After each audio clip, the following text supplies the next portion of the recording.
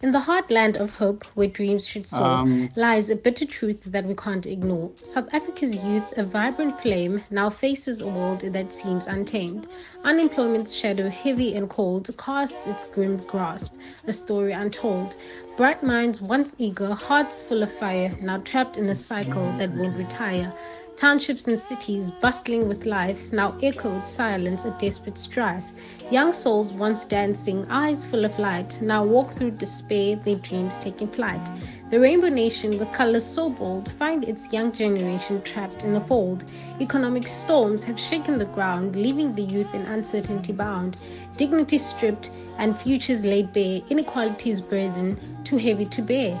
Education's promise, a beacon of change, now seems out of reach, unaffordable, strange.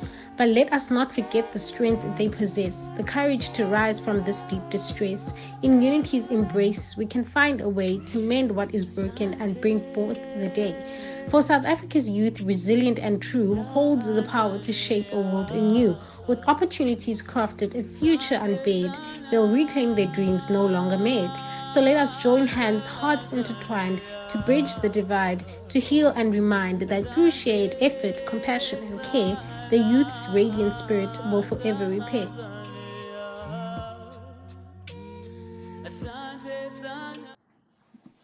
Evening, ladies and gentlemen. It's that time of the week again, and today we've got this week's edition of our Wednesday evening webinars from PITA.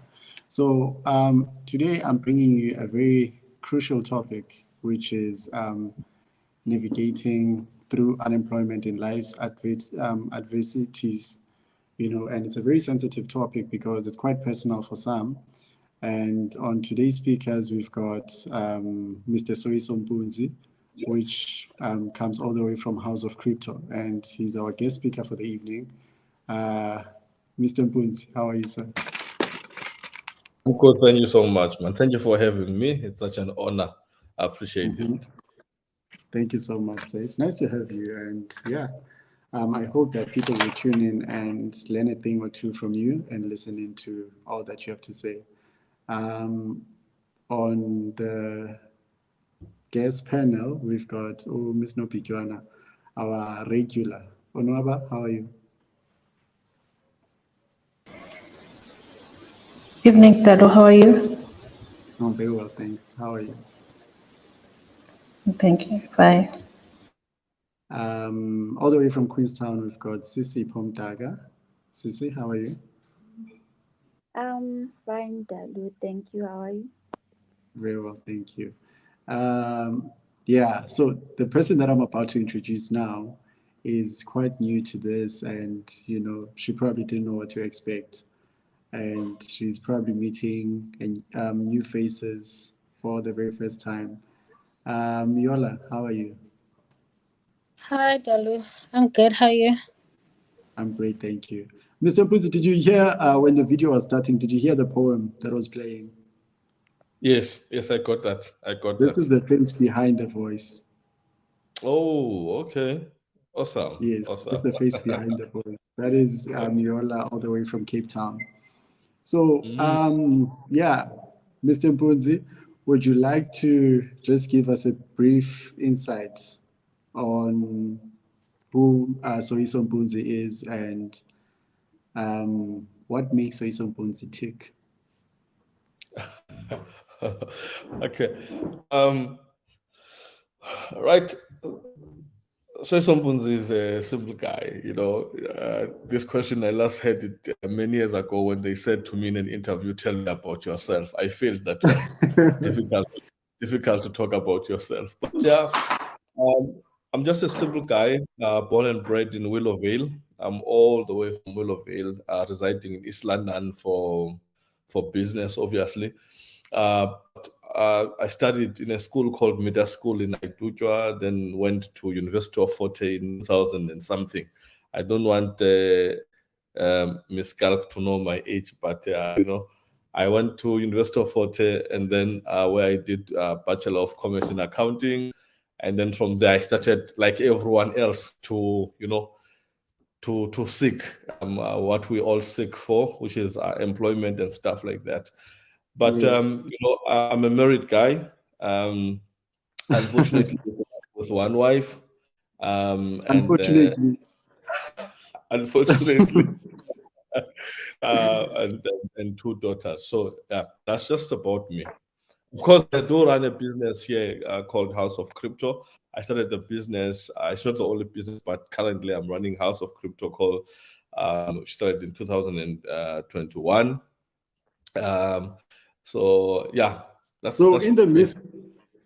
sorry to cut you, in the midst of pandemic, you were out there starting a business and you had hopes and dreams that it will strive and it will pass through the whole COVID pandemic thing. And at that time, a lot of people were against the idea because most you've got your friends and people are saying, I'm like, yeah, guys, I'm gonna start this business and I'm gonna open an office. You can't. It's impossible. Survive. It's COVID and stuff like that. Yeah, So and there was something just in me that says, no, man, go for it. And when you yeah. don't when you've got your vision in front of you and you don't have a plan B, and you don't have a plan B, you don't have a fallback plan, you've got nothing. So I said to someone who said to me, you can't do it now. I said to them, you know what? I'm gonna go all in. I want to fail so damn hard, or I want to succeed big. Those are But the now, two just a things. quick question, right? I just want to know and I want to understand. I mean, I know you personally, and I'm sure a lot of people don't know this about you, and there's a lot that they'd like to know about you, we all start somewhere, you see, and since we all start somewhere, for you, I'm sure at some point you were also part of the stats when it comes to unemployment, right? Yes, yes.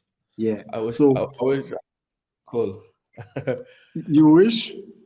I wish I can go deep into that one as to. That's what I want. That's exactly Yeah. what I want.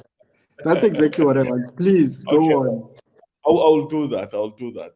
Since we're here, I'll make sure. So, look, I was one of the people who were unemployed in our country. It has become a problem. I don't want to lie, and we cannot sugarcoat it anymore.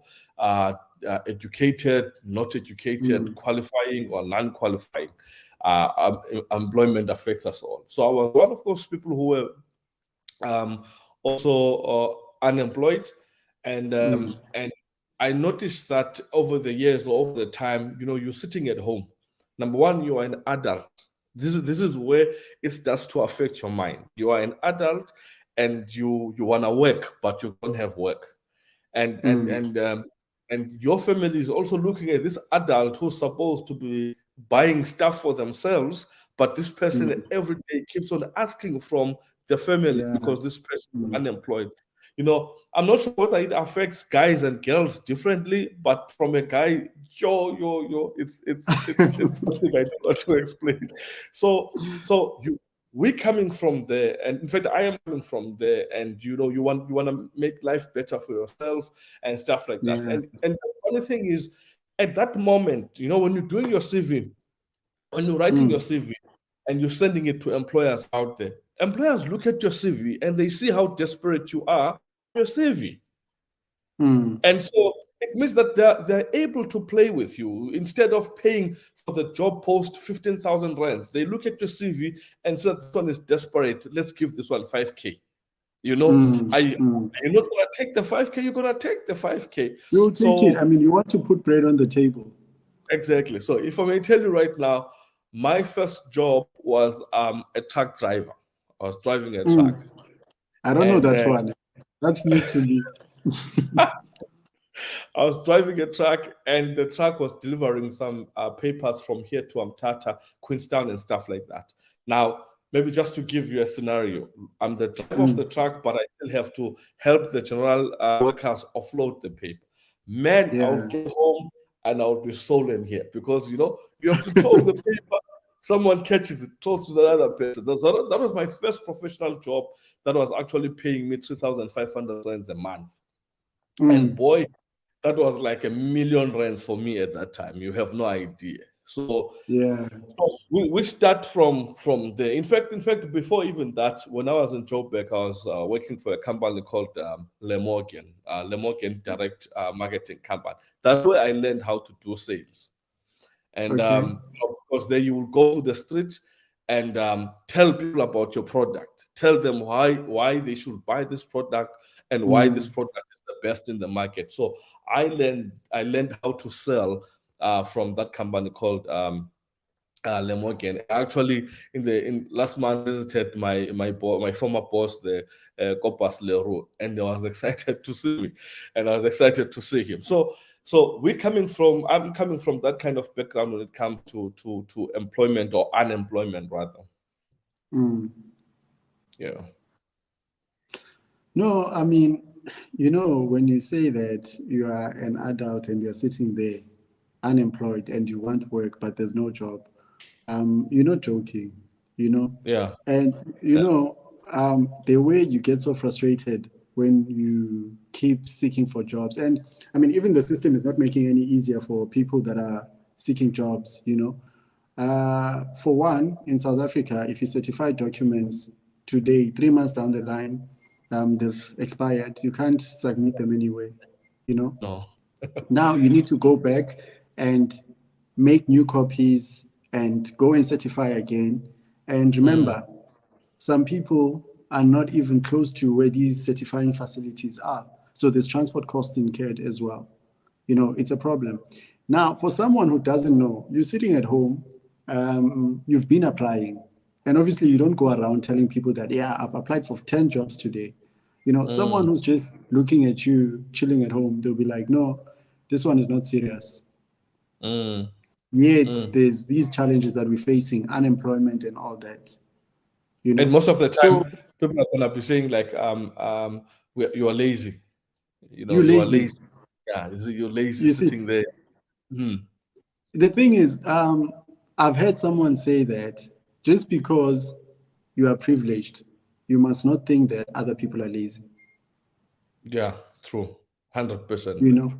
Because we're all running the same race, but different pace.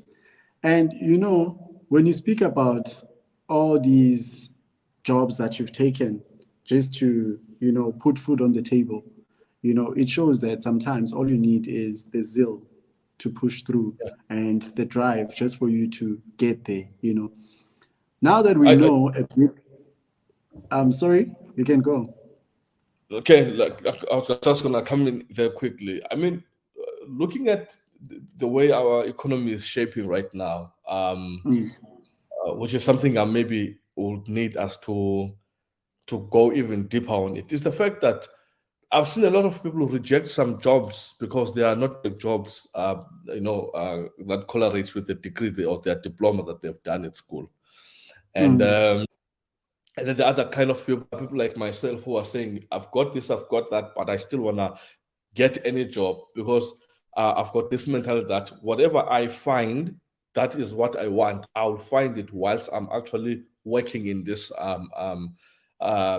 job that, I never thought I would actually work. And so you start to, because, okay, let me give you this. When I was in grade 7, I asked my father, that which career has got money? Okay, listen to how deep that question is from a grade 7. Which career has got money? Okay, so and then he says to me, you see, they are talking about this auditing, accounting thing, blah blah blah. So I knew in grade 7 that when grade 10 comes, I'm actually going to do accounting. Okay, because I heard it's a career that makes money. Now I want you to get something important there. I did not say, I did not ask anything about the career, and I asked about money. What it entails and everything. You were just looking for money. So I went there because they said there's money there. Not because it's a glorious career, you're gonna be CASA, Yeah, there was no passion about it. You were not passionate about it. No. The issue is to pay the bills. The issue is to live a comfortable life. The issue is to have medical aid. So it does not matter whether it's being whatever. So I asked about money, not the career, because I understood that if I get the money side right, I'm sorted, I'm sorted. You can buy everything else. Exactly. So that was the what I'm trying to say is that a lot of people now are rejecting things that they should be taking. That is a step forward to what they actually want to do in life. So you're rejecting this, but you don't have what you want.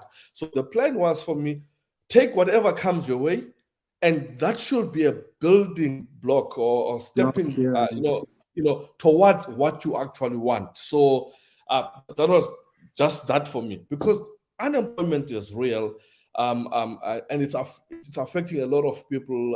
People are committing suicide on a daily basis because of unemployment and lack of money. Because the issue is money. So you're speaking to someone, unfortunately, who is not a career person, who is a money person. Show me the money, I'll be there.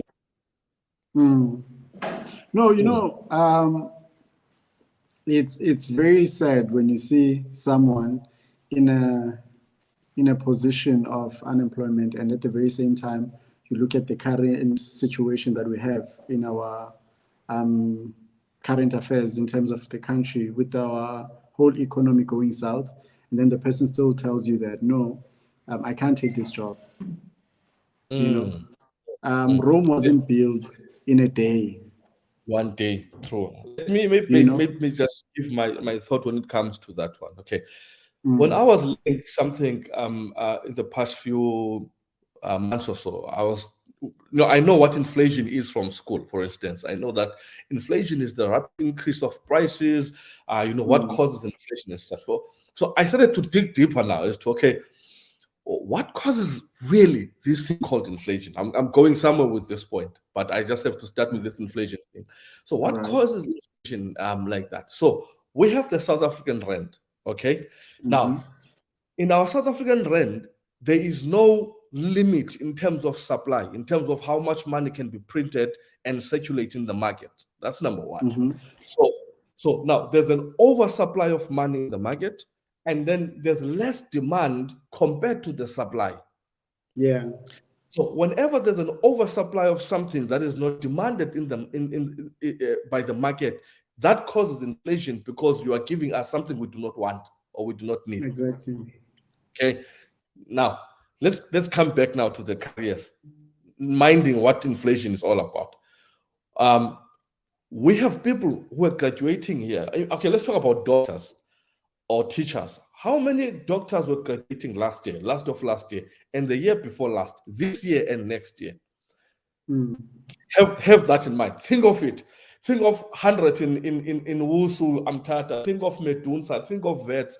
Think of every institution that supplies doctors, and then compare with the infrastructure that is being built to accommodate those doctors that are graduating every year. So you notice that there's an oversupply, and then there's less demand because there's no infrastructure.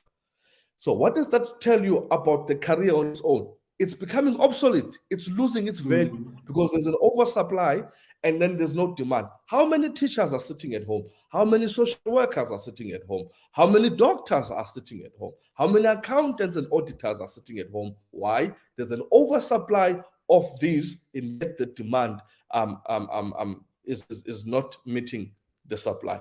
That is a fundamental. Remember, also, I think we should also bear in mind that apart from the current state of the economy, part of the things that are also coming into play, there's new technologies that are coming up.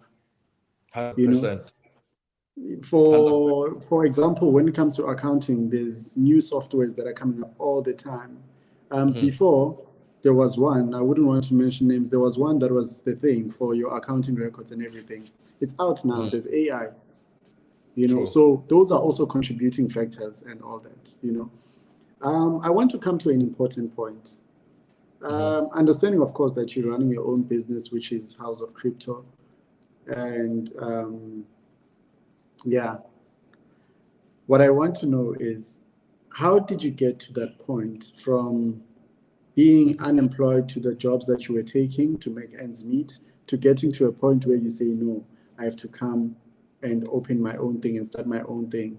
And what role are you playing in the society to make sure that you join the fight against unemployment and poverty? You are putting me on the spot. Okay.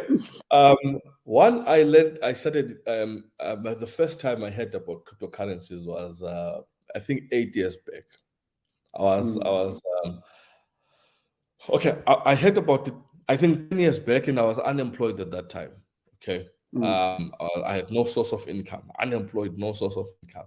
And then I knew that, okay, I can't afford this now, whatever means you can buy cryptocurrencies and be part of it. So I got a job, I think, a few months after. And then now I started to learn more about what is cryptocurrencies. And then, but the fundamental thing for me that caught my attention was this. When did cryptocurrencies start? They started in 2009.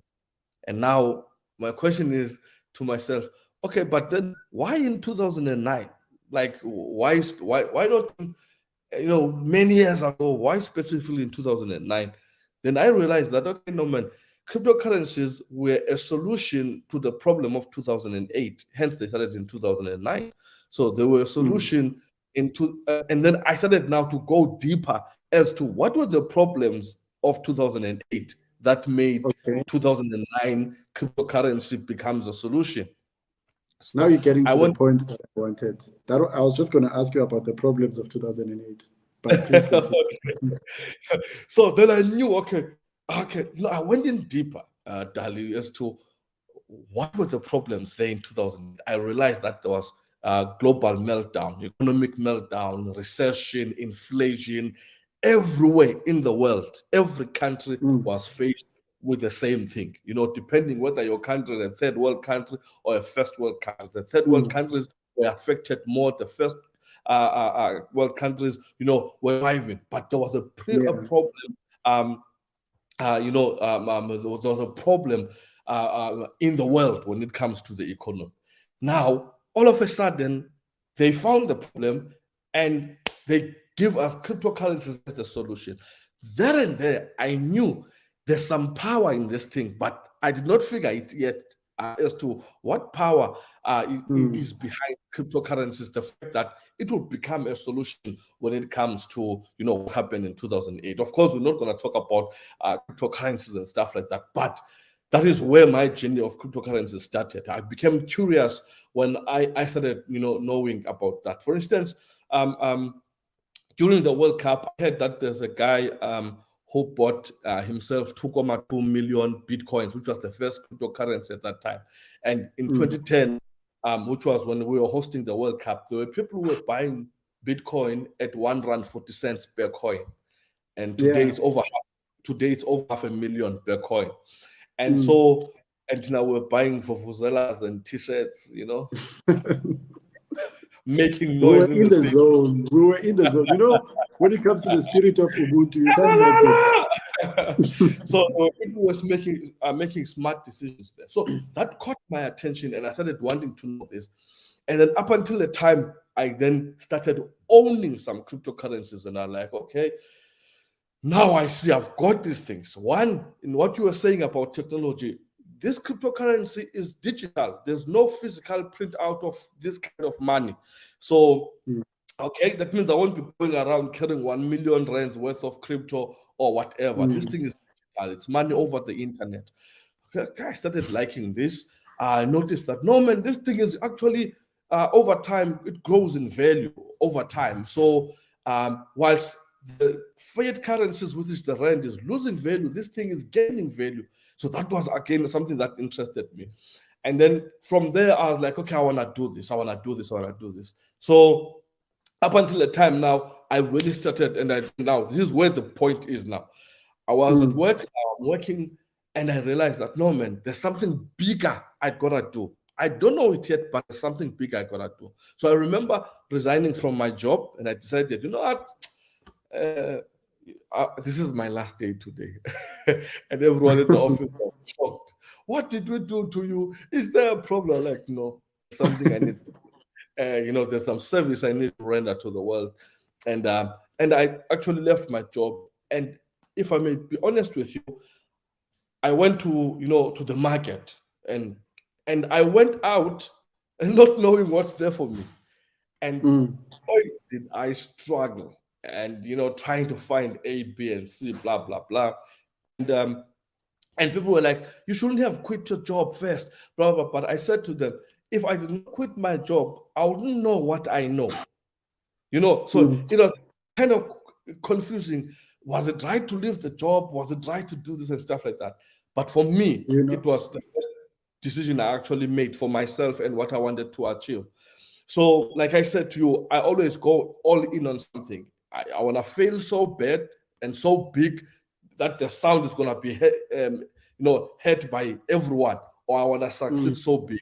Those are the two things. I don't want to be in between and have taste success and have taste failure. It's going to be failure or success. I'm not scared of either of them. So after I've done that, I decided, you know what? Let me work from home and do this thing. So I was working from home, doing this for myself and my family. Most when you're working for yourself and your family, you have your target, your target per month. I want to make 50K a month. I want to make 50K a month. So I'm making this 50K. I'm making this 50K.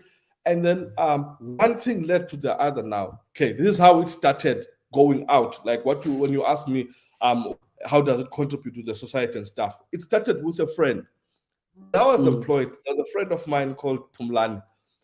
Pumlani, in Pumlani's budget, Soiso was there. This dude, this dude knew that I'm gonna borrow money from him. He knows. So I'll just text him, "Hey, Chabra, kawenze kaloko," and then he'll send 500. He'll send 1,000. So it was nice and short. You already knew what's going on. Kawenze. He knows what's going on, So every month, he knows I'll borrow money from him and stuff like that. Then there was this particular month where I did not borrow money from him. The second month came, I did not borrow money from him. The third month came, I did not borrow money from him. And then he called me and said, whatever you're doing, I want in, because you are not borrowing money from me now. You see? So that's basically how now it started to be about the people. Because after I told him what I'm doing when it comes to crypto, I'm working, he told his friends. His friends came to me. So it started like that now. And then before you know it, there's an office in East London that opened exactly during the time you were mentioning, COVID time. So it started like that. So the journey to the office started like that. So when I got to the office now, I'm working alone. I'm doing this. When you start your business, you are a receptionist, you are a cleaner, you are an auditor, you are HR, you are everything that's departmental. An all-rounder. So I have videos. I was laughing at some pictures. There's a video of myself sweeping in the office when I'm like, okay. Well, sometimes most people see you when now you have hired the cleaner, you've hired this, you've hired this, and like, no, he's successful. They don't know that those people you are seeing were actually you. You were doing that by yourself because you didn't have money to pay those people to do those jobs. So I had this office, I'm working for myself, I'm reaching out to clients are coming and stuff like that. So number one, a lot of crypto companies are not registered. A lot of crypto is registered. We decided to do that because we knew that we're gonna employ people in the future. So it was a registered company in good standing with Department of Labor, vendoring and stuff like that. And also SARS, the big guy. Oh, SARS, that guy. I like that guy. I know he's your good friend, that one. Oh gosh. So and then now we started employing one person. And then now when this person is here, I then realized, geez, this is some responsibility. That means now I've got to toe the line. I've got to do things right. I've got to run a professional business because there's someone who has got a contract here of employment and an obligation. That person needs to be paid. That person is now paying UIF. That person is now paying tax and stuff like that. So my mind now was like, okay, this is getting serious.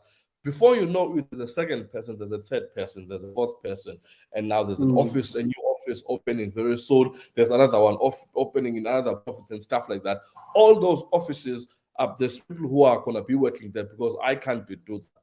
I can't be all over at the same time. So in each and every office, there's going to be people who are basically working in those offices. But the biggest thing that we're basically doing for society as House of Crypto is just educating people. Many people have lost money to scams posing as true cryptocurrency opportunities and stuff like that. So the biggest thing we're doing right now is just educating people. People are losing a lot of money.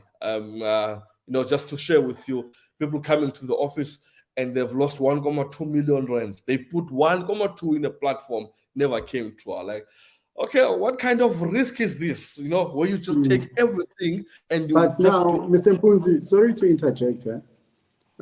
Okay, before I say this, let me just say to the other guest speakers, guys, if you have any questions, please stop him. He can go on the whole night.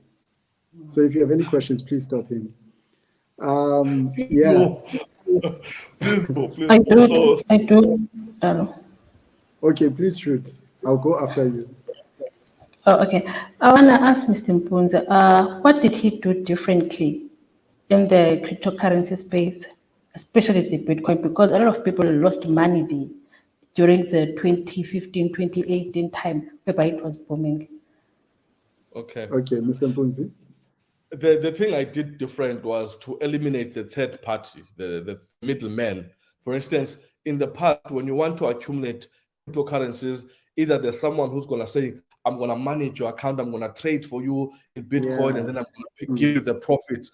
And then you do that, they start disappearing. Okay, they say that they've lost money.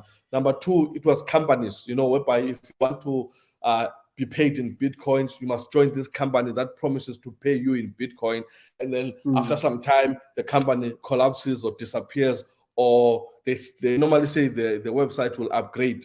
The website will upgrade. We're upgrading the system. But after the system upgrades, it never comes back. So people lose money. So we decided that, we must find a way of how one can actually build a cryptocurrency investment portfolio without joining a company.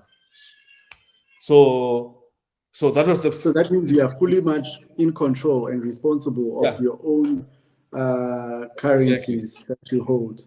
So for instance, if you have a smartphone like mine, then you can be 100% in control of your cryptos. So because they are just on your phone, you download the crypto wallet, put it on your phone, and then you are in control. So that is the thing we did different. And also people who lost money in 2013, 14, 15, 16, 17, people who were actually dependent on people at that time. So, you did not have first-hand information. You relied on what other people are saying. You did not even know when to buy this Bitcoin or when to sell it. Am I making a profit now when I sell it? Where's the graph look? There was not much information. But here's the thing. Here's the thing, Mr. Mpunzi. I think sometimes also it goes with, from what you have covered already, if I were to add on what you have said, part of the things that I've heard you mention that I believe that you've done differently is educating people. Most people are diving into these things with no information what it is they're getting themselves into. So they rely on the third party. I always make a joke and say, "Faka, Copa, Faka Tony, Faka Mali. It's about money. Yeah, Faka." There's no education. It's Faka, Copa, and that's why they use it. Yeah, I mean, if you are going to rely on someone's opinion when it comes to a certain subject, obviously you're bound to get lost in translation. Yeah. So I think that's one of the things that I've also picked up from what you have said that you have done differently, Yeah. But part of the reasons why I saw you fitting to be a guest speaker here today is because you're in the digital space, of which also Pacta is in the digital space.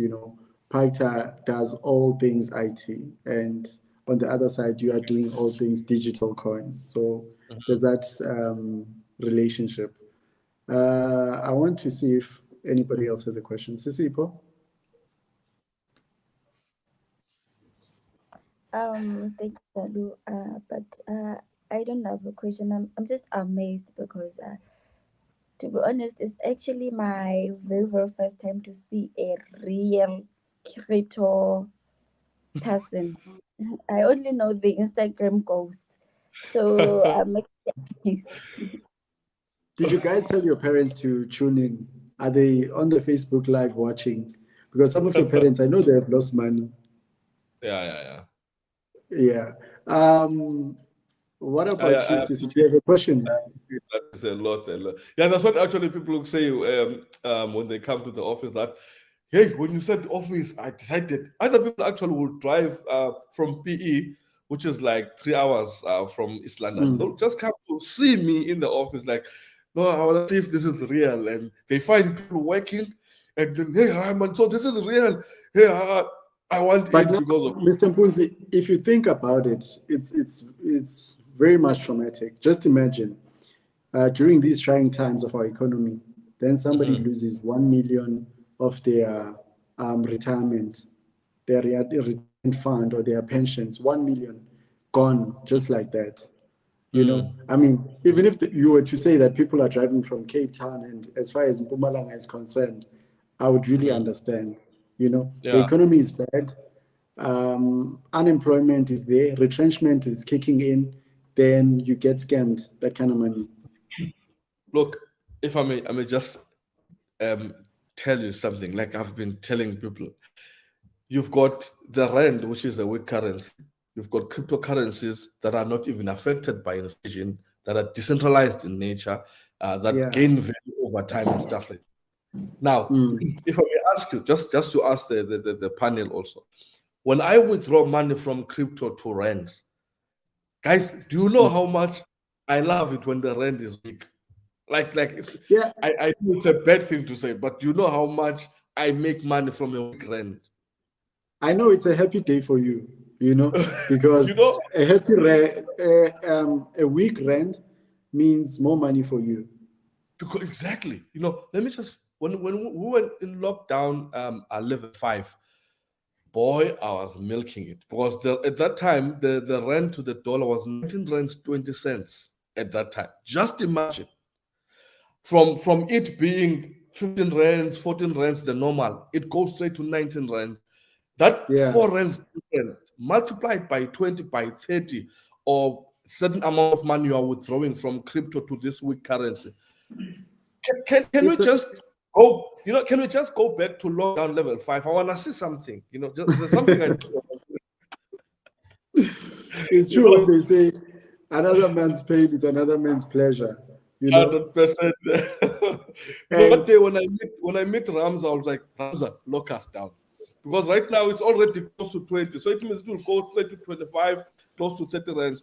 And that means people who are in the crypto space are gonna make a lot of money because when you just not trading, not even trading, just by simply withdrawing Bitcoin to rands, it just goes up like that. Because you were drawing something strong over something that's very weak. So guys, no, I'm sorry, I don't want to come back. So funny enough, Mr. Mpunzi, currently there's been talks about regulations in terms of crypto. You know, there's nothing that you can do that our government will not want a share of. You know, because if they are saying that they want to regulate, that means they want the big man to kick in, which is tax. Yeah. You know, they want their own share of whatever you're doing. So with time, it's going to get a lot more interesting. Let's just take one more question. I have a question. Okay, Can I go? I wanted to go to Yolande. Okay. If she has any question, then I'll get back to you just now. Yolande? Okay, it's fine. No, I just, because I'm clueless, right, when it comes to cryptocurrency and all of these things. Is there a difference between trading and cryptocurrency? And what is it? I like that question. The trading is one way of accumulating cryptocurrencies. So there's cryptocurrencies. Let's make an example of a cryptocurrency, and let's call it HOC token. That's the name of the cryptocurrency. Now, the question is, there's HOC token. It's a cryptocurrency that exists. But then how do I accumulate it? Now, either by investing, that means you're going to be investing when the price is low and selling when the price is high, then the difference is profits. Number two, it means you're going to be trading, okay, which is now analyzing the market, checking what affects the trends of the movement of the coin or the price of the coin and stuff like that, or buying and selling. If our company accepts cryptocurrency as a payment, or your salary, if you're working for us, or you want your payment to be in a crypto format. So those trading is just another way of accumulating cryptocurrency. So there's cryptocurrency on the side, and there's ways of accumulating cryptocurrency, which includes trading, investing, buying and selling and stuff like that, or payment in cryptocurrency. I think also to put it in simple terms, it's more like your fiat currency, your rand, you see. You have people who take their money and keep it in the bank. You know, they keep it there and then it stays there. Then there's people who take their money and do informal loans that will borrow you money and then you pay with interest. You see, then there's people that are in the bank, they'll put their money on fixed deposit or all those kind of annuities and those other things where you keep it there, it incurs a certain percentage and all those kind of things. So I don't know if you get a bit of the gist of the matter.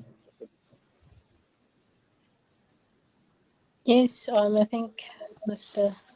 Sonobe explained it well. Okay. Onwaba, you had a question. Oh, okay. Thank you, Talo. Mr. Mpunza, I want to ask, you stated that the value of Bitcoin is at $500,000, if I remember correctly. Okay, so it's been increasing over the years. Ne? Yes. So if I were to invest now, August 2023, would I make money? Would it continue to increase? It hasn't reached its absolute value. Here's the thing. I don't know if I can answer the question myself, and then he will correct me when I'm wrong. Yeah. I think when it comes to such things, we need to understand that everything fluctuates. You know, and it's more like any sort of investment, according to my understanding. But I stand to be corrected, of course. If you invest in livestock, there's fatalities. If your livestock is cows, some of them will die. If your livestock is chickens, some of them will die. You see? So there's fluctuations, just like any other commodity. Gold goes up and down. Silver, oil, they go up and down. So even with the digital currencies, same applies. Mr. Mpunzi, would you like to? Yeah, I mean, that's a very good one. And it's very true what you're saying, Dali. And people don't like it when it goes down. Eh? They like it when it goes up only. But just imagine the kind of problems that we have, and you want to tell me that my money is going down. How do you expect me to take it? And now this is what happens. Let's say to answer your questions is that does it really, are you gonna make money? The truth of the matter is, yes, you are gonna make money. But now here's two things that I always say play a very huge role in you getting to that end results that you want. One, are you patient enough to wait for money for the price of Bitcoin to go up? That's number one. Number two, when it goes up, are you disciplined enough to let it go through its phases, like Dali is saying? Because I mean, Bitcoin was once 1 million rands per coin. Now it's 500,000. That means that it went up and it went down. So all of these phases, especially if you do not know when you're gonna withdraw, because when it went to 1 million, I made money there. And you know, when it reached 1 million, people were like, hey, let's wait, it's gonna get to 2 million. And like, no, let me take what belongs to me. You see? So and that I did because I followed the trend of Bitcoin. I knew at that time a lot of people are gonna withdraw. Why? It has reached an all-time high. That was the highest it has ever been. So people took their monies there. So I didn't want to be left behind and wait for the cycle to go again. So the truth is, yes, you're gonna make money. When Bitcoin went down to 210, 20 something, that's when I started buying Bitcoin again after I sold when it was 1 million. So when it went to 210, 22,000 rands, I started buying Bitcoins again. Why? Because I knew that it's gonna go up. So it's gonna fluctuate, but the end game is that it's gonna be higher, way higher than what you put in. So that means that if I put, let's say 20,000 rands, I bought for 20,000 rands when it was 222,000 rands per coin, and now it's 500 and something. That should tell you that my money now has actually doubled, because I bought when it was 200 and something, now it's 500 and something. So that 20,000 rands of mine is now actually around 50 something to 60,000 rands. But I'm still keeping it there. I'm still waiting because I know Bitcoin still has to go to its all-time high and even higher than the previous all-time high. So yes, patience and discipline. Yes. Let's not forget the topic, unemployment. Yes, I was gonna say that. I know. People can other avenues now. I was gonna say that. Nova is thinking investments now. She forgot the topic, unemployment. We are here because people are unemployed. Can I ask something? Yes, please. Is it guaranteed though that it will reach an all-time high eventually? Yes, cryptocurrencies have to reach an all-time high, especially if the circulating supply is not done. The circulating supply of coins to the market. So normally, cryptocurrencies always have to surpass the all-time high to get there. They have to go that. But I get Daniel's point. Unemployment. Yola, unemployment. Unemployment. Ask about unemployment rates. Ask about how it has affected other people. Share your stories on how it has affected your friends, your families. Leave the investments. We can't invest if we are not employed. Now you're going to make someone sitting at home feel bad because they don't even have the money to invest. But I like that question in the sense that if the topic is saying we're breaking the cycle and we're navigating through unemployment. I think the honest truth, what we've been taught at school most of the time was to save money. But to save money for what? So if you're going to break the cycle and actually navigate through unemployment, because unemployment is there, it exists. What other ways and means that we can beat unemployment? That's why other people are starting their own businesses. Other people are investing money. And it's only now that they know about investing money. A lot of people were all talking about saving. I'm saving money. You find someone, a professional doctor, sitting with 250,000 rands in the bank. And this person is happy because they're sitting with 200. They don't know that money is no longer 250,000. That money is being eaten by the vulture called inflation, the interest rates, the everything. And they're sitting, and the person is actually looking at the money there. So what we're talking about, as much as we're a little bit taken, afar and getting excited, but the truth of the matter is, if we're going to navigate through unemployment, we're going to save money, not for the sake of saving, but save money for the sake of investing money. Because money investment is money put to work. So your money is working for you. Hence, you're going to get return on investment. So it's another way of actually breaking the cycle of unemployment. I've got clients in the office at Dali who never worked after they finished school. But this guy started selling Herbalife. They started selling perfume. They started selling hair. They started selling anything they could come across to sell. Why? They want to invest. They know that the secret is in investing. I'm actually glad you touched on that. In the past few weeks, one of the topics was education, higher education, where we're looking at, is it even necessary to go to varsity for you to make it? Yeah, that question. Because what you're doing now is not related to any higher education that you got. So I'm glad you actually touched on that. And I'd like to ask a question that's also off topic, but I'm sure that there's someone sitting at home or watching here that would like to know. Go ahead. Usually, when you talk about cryptocurrencies and everything, people will ask you, how much do I start with? How much did you start with? And how long did you wait? Because I think we as the people, I don't want to say the African nation, I don't know if the other people, they also like us, but us, we like instant gratification.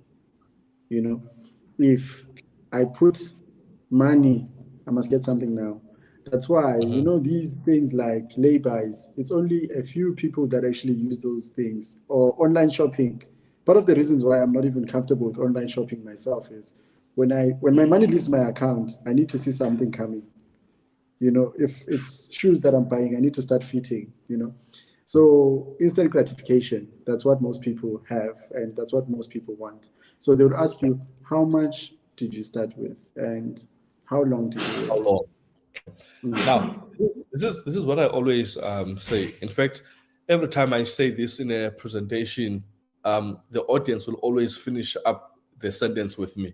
I always say, investment by nature is medium to long term. Now, the scams came, and the scams had money to market their things, and they actually changed how we see investment. They started talking about 24 hours. They started about talking about withdrawing every Monday or withdrawing every day and stuff like that. And people think is investment. I don't know what that is. We can give it in another word, but it's definitely not investment. Investment by nature is medium to long term.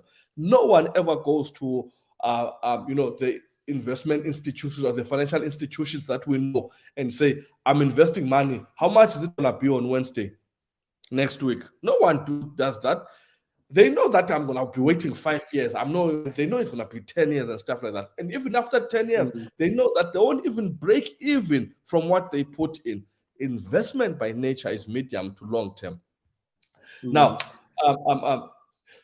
the biggest myth or misconception when it comes to cryptocurrencies is the capital. People think that you need a lot of money to start. There's a guy in the office, I always make mention of him. This dude, Peace, started, I don't know if people know you are Peace, but hey, Peace. People started, this guy started investing 700 rands. We are doing an expose now. This guy said, I have 700 rands. I said, okay, let's take this 700 rands, let's buy this only token. We bought that token, and in 19 weeks, that token made 10 times. Unfortunately for him, he came when things were just gonna go up. So he came at the right time. So I think it was about 19 weeks or so. The 700 rands was actually 7,500 rands. Okay, so he now says imagine to me, if that guy, let's say he had put a lump sum there. A lot of money, exactly. See, so I was trying to answer the question as how much can I start with? It doesn't really matter. It's your money. Remember, we said it's in your phone.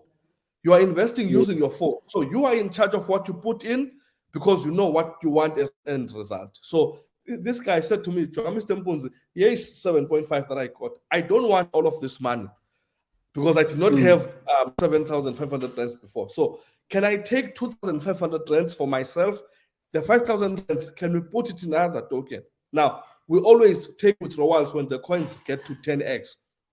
And like 10 times the money you put in. So the 5,000 rands became 50,000 rands. And the rest is history. That guy now, whenever we say there's a project that's new, that's in the private sector and stuff like that, he will not invest anything less than 50,000 rands or 100,000 rands. Why? He was patient enough not to consume, because our biggest problem again is consuming. You see, once you get money and you don't have a plan of saying, okay, let me reinvest, it means you're gonna, after some time, you're gonna go back to square one and be poor, be broke, be dependent and stuff like that, because you are not patient enough to know, but I've invested money, I'm gonna wait up until it makes money. From there, I'm taking these profits, I'm doing this with these profits, I'm reinvesting. I'm opening up a car wash, I'm opening up a salon, I'm buying that student property that I've been money. There's a lot of things, guys, we can do with money other than just the first money you have. The first thing you do is to go to Mercedes-Benz or BMW and you get a 4-pipe so that you can, be the attraction of the city. There's a lot we need to change in our mindset when it comes to Mr. Mpunzi, unemployment. Are you trying to say that we're more concerned with looking rich than actually being rich? Bro, we are more concerned. We are more concerned. I mean, people go to these Gucci, Louis Vuitton stores, and I heard that you can hire the bags for 500 rands. Is it? And then they take pictures. You take pictures as if you are going out. Then you put the bags back. What the hell? Yeah, I think it's 600 grams or something. What pressure are you giving yourself? Like, why do you want to do that to yourself? You understand? Are you guys listening? Onoaba, Sisipe, and Yola, are you guys listening? So when you see them on Instagram, just know that, it's possible. Go yellow. You see, so that's how bad the society has been, been under pressure right now. Everyone wants to look rich and stuff like that. The biggest flex is investing in assets that generate income. That's the biggest flex. I'm gonna tell you right now, the biggest flex today is not the cars, the houses, the Louis Vuitton, the Gucci's, the whatever. Guys, it is the flex is property. The flex is your own car wash, your own saloon, the clothes you're selling, the money invested somewhere. That is what will break unemployment, break poverty, break, the cycle. I mean, at home. Yeah, and that is very much true because I think at this point, even if you are employed, that job alone is not good enough. Looking into starting something of your own to sustain yourself is something that can get you somewhere. Because if you're going to say that, no, let me just wait and be looking at the salary that comes once a month, it's not good enough. It's like waiting for Father Christmas. You see him once a year, Santa Claus comes once a year, then boom, it's gone. What happens now during the other time when you're waiting for him to come back? What happens now during the time when you're waiting for the next paycheck, the next salary, the next wage? What happens then? So I think what you're saying is very true and it's quite profound. A lot of people need to start looking into starting their own businesses, looking for other ways to generate another stream of income, just to meet you halfway. Our problems are bigger than us. I mean, some people are carrying family burdens. Yeah. And you want to tell me that your paycheck alone will sustain you. Some people are actually carrying family burdens while they are unemployed, which is very, stressful. Just imagine now, you were a breadwinner and unfortunately you got retrenched. You never had the time to save money. Why? Because there were so many responsibilities. There's siblings that you're sending to school.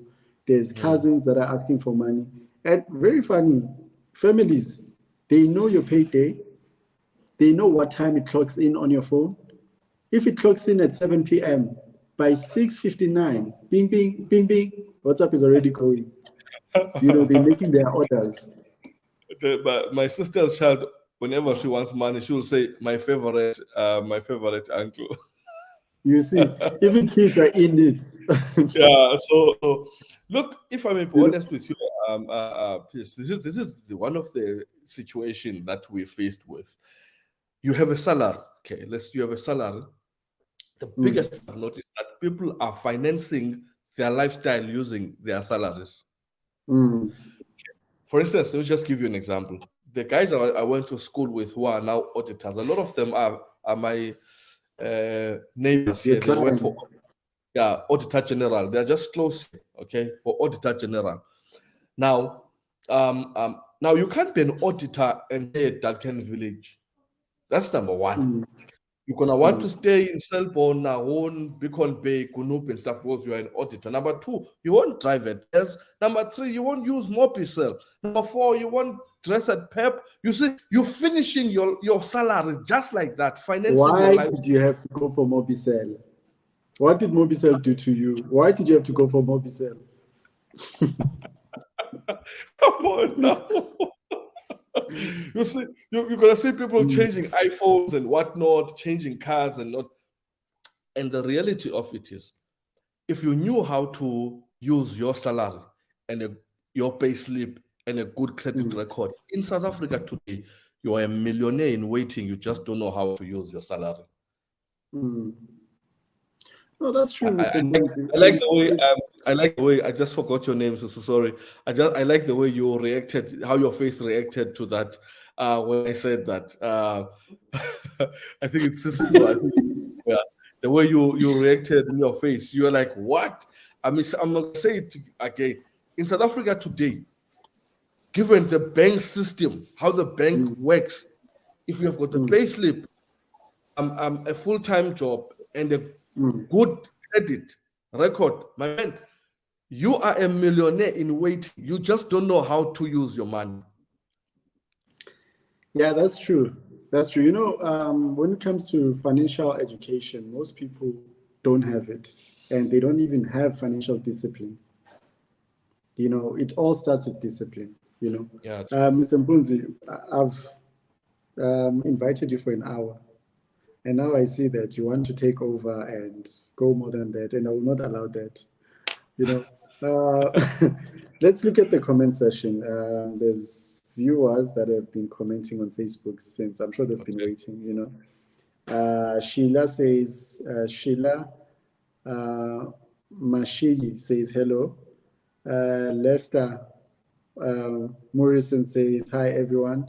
I see there Ashley Nenge says born and bred in Willow Vale. Umkaya, very inspired. Hey, you are also Umkai.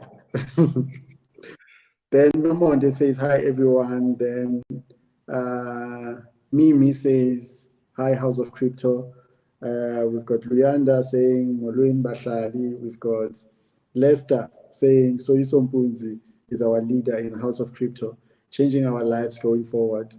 We've got Titi who's asking, where is the man? Where is the man? So you are known as the money man. The only thing she wants to know is, where is the money? People are not even asking where are the dogs. They're asking, where is the money? Where is the man? That's the most important thing. But Betwheel says AI as well. I think it refers to the conversation around unemployment scaling up and everything. Yes. Yeah, then Cindy Siwemloy says, hi everyone. And again comes back to say, are you going to send us the link? I'm losing you. The network is bad. I think that's the link to this again. Then Nyoni says the education is not enough, and more information and understanding, or I need more information and understanding on how should I do it. I want to know really how to do it by myself, of which that is the knowledge that you provide. And people, the problem that we also face with our people is, if you give something for free, it loses value. When it's accessible, you see now that you're telling them, this is how you do it by yourself.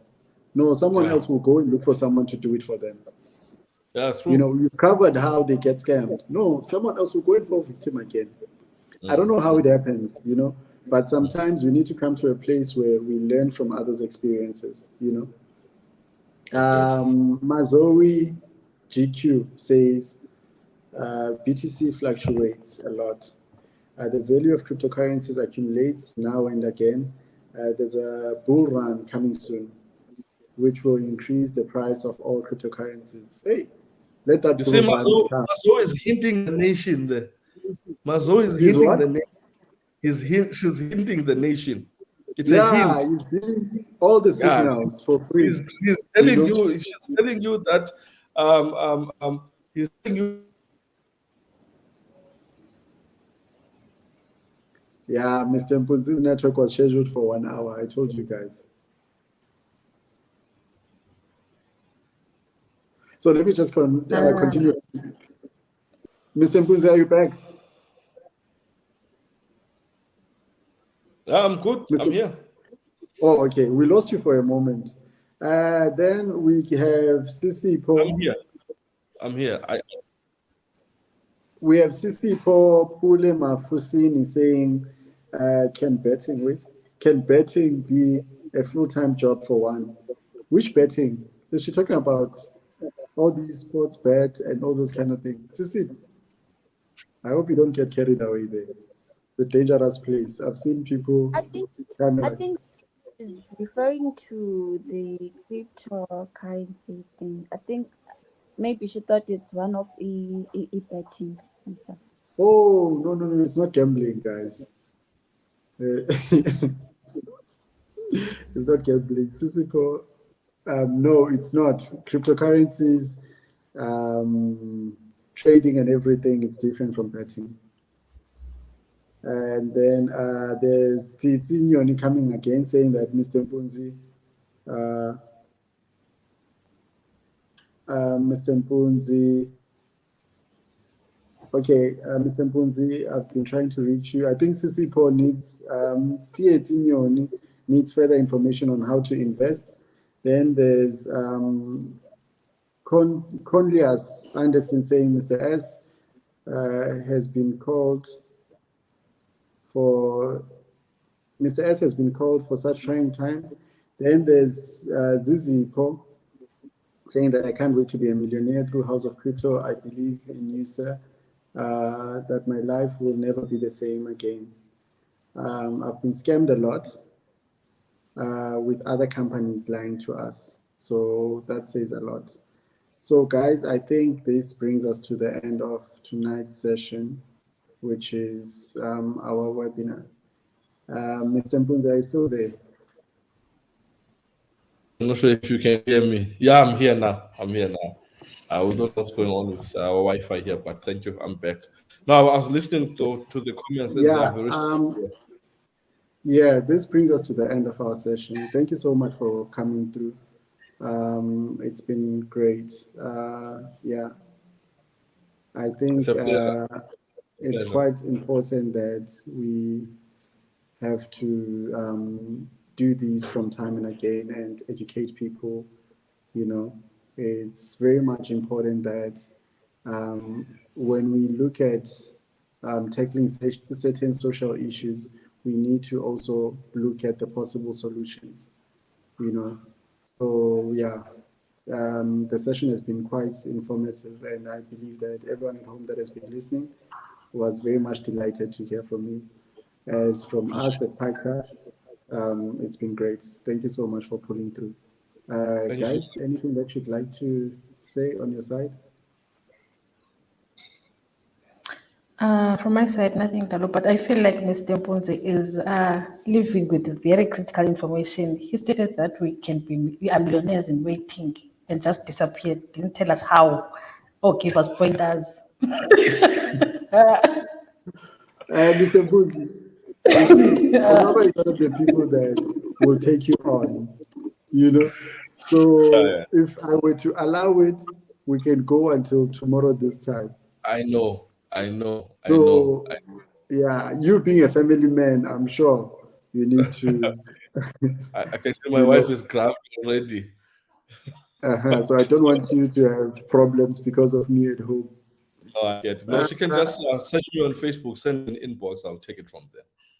All right, sure, that's fine.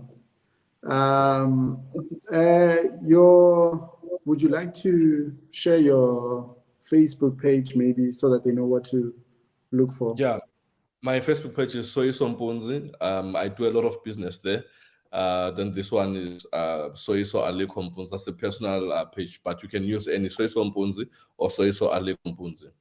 You've been charged, and I'll be able to assist you. All right, thank you so much. And those that would like to reach you, your office line maybe? Office line is 043 023 0086. So that's our office line. It's 043 023 0086. So you can give the call, you will get assistance, and then if they can't assist you with what you want, they will escalate to me. But yeah, we are available to assist anyone. All right, thank you so much, Mr. Mpunzi.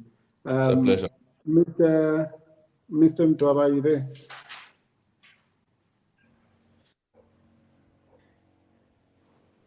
Before Mr. Mpunzi leaves, there's a question that is asked directly to him, and Tuto is saying, please answer her question. Can you please read it?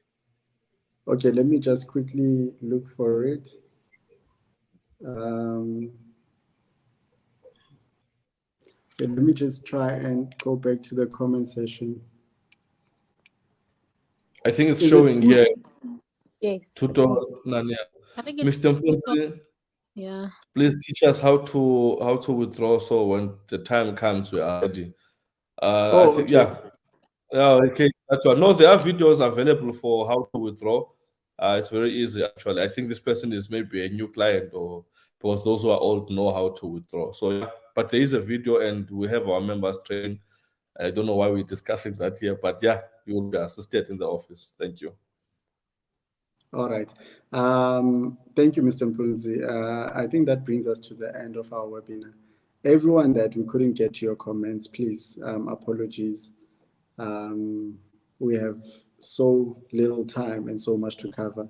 And if we were to say that we want to go through all the comments, we wouldn't have covered so much information that we needed to cover today. So yeah, for more information on other things that affect the youth and the country, please tune in every Wednesday at 7 p.m. Same page, the Picta page. Thank you. Thank you. Thank you. Have a great night. Thank you. Mr. Mdwaba, you can close it.